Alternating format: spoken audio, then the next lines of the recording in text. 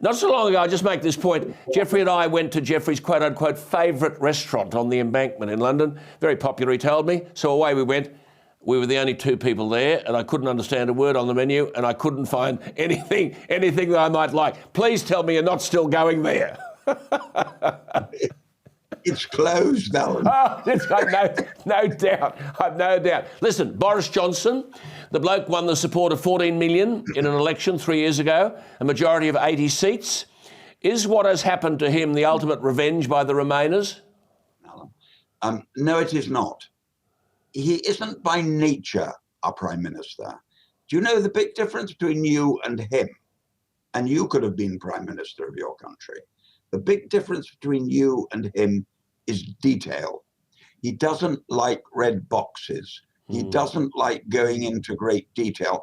And he has, because of that wonderful brain of his, he'll say something mercurial and then regret it 2 weeks later, because the opposition will pick up that sentence and throw it back at him.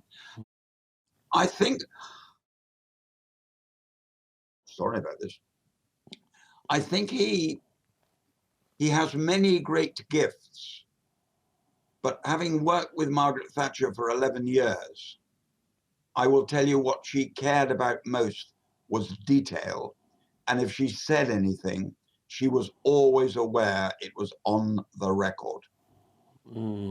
I just have been telling my viewers that 95% of the Labor Party are Remainers and 75% of the Parliament. If Boris is going to stay on until the next election in 2005, do British Prime Ministers come back? Winston Churchill did. No. Winston Churchill did, you're correct. Those days have gone. Though interestingly, our former Prime Minister is sitting on the back benches, and I think she will come back. Boris, no. I think Boris will leave the House, write a book, which will make millions, will do the tour circuit. He will be the biggest draw in England. Everybody will want to go and hear what he really believes. No, he'll make a fortune, Alan. You just said a very... No, I think his days... You just said a very significant thing then. What did you mean that the former Prime Minister Theresa May will come back?